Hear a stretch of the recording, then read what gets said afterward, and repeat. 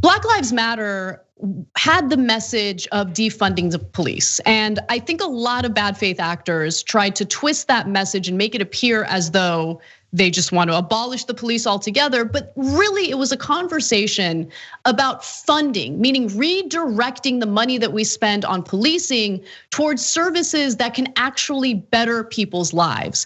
And a good example of that is what is now being proposed by the Los Angeles Unified School District, the second largest school district in the country. They are rethinking their school policing program, and they're reorganizing how these resources are being spent. So the school district's meeting agenda noted that money will go from the police agency to a Black student achievement plan to empower community groups, improve student literacy, and reduce the over-identification of Black students in suspensions, discipline, and other measures. This is really, really great news, guys, especially when you consider that this is a school district that has 600,000 students. They're focusing on actually providing more opportunity for their students as opposed to policing them and making them out to be criminals when they're just minors. And if you're wondering, well, I mean, how bad is policing on school campuses? It can't be that bad. It's pretty awful, and more importantly, it disproportionately impacts the lives of Black students. Vox did a good explainer on this a few years ago. I want to quickly show you that video, and then we'll discuss. It started in the 90s when schools responded to fears about crime with zero tolerance policies, which mandated suspensions and expulsions for certain violations. They also cracked down on little things like talking back or uniform violations. The hope was that it would keep bigger problems from bubbling up. But as a result, out-of-school suspensions have doubled since the 1970s, and they keep increasing even though juvenile crime rates have now been dropping for years. Around the same time, the number of police officers stationed full-time inside schools has increased by a third between 1997 and 2007. Ostensibly, they were there to prevent mass school shootings like the one at Columbine, but they end up being a way for schools to basically outsource discipline to the police.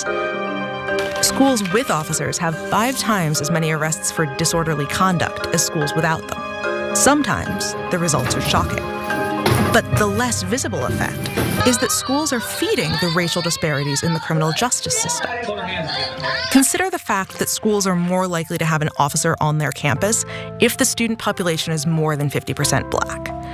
You might assume that that's because there's more crime at these schools, but although students at police schools are more likely to be arrested, they're not actually more likely to be charged in court for weapons, drugs, alcohol, or assault, at least according to one study.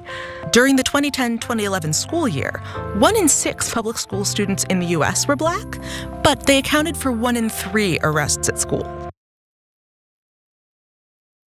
So I think that video did a pretty good job in explaining why the policing on these campuses has been so devastating for Black students, and why it's such a great idea to redirect some of this funding toward providing opportunities to ensure that Black students excel, that they're given opportunities to shine, and they aren't just automatically treated as if they're criminals or people engaging in bad behavior. They're kids. We're talking about minors here.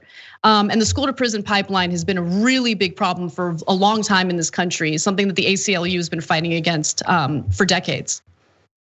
In terms of the policy, I think it's great. I think it's a great demonstration of the philosophy, going beyond slogans or whatever and the misinformation that was spread around it. In terms of actually like expanding it, using these sorts of things, and once we get data back from it to convince people, I think that it could be helpful. But I also wonder to what extent the sorts of things this effort is fighting back against, like the over policing and all of that. I think that there's a lot of people who support those sorts of things, and not because they were initially shown facts or statistics.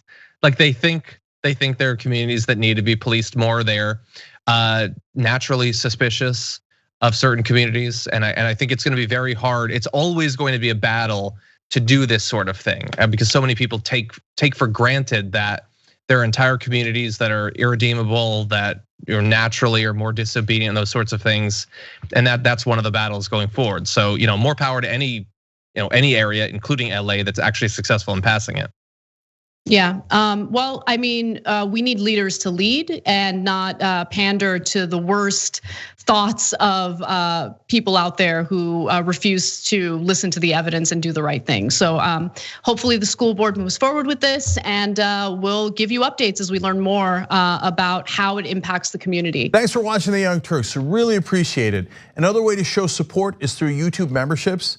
You'll get to interact with us more. There's live chat emojis, badges.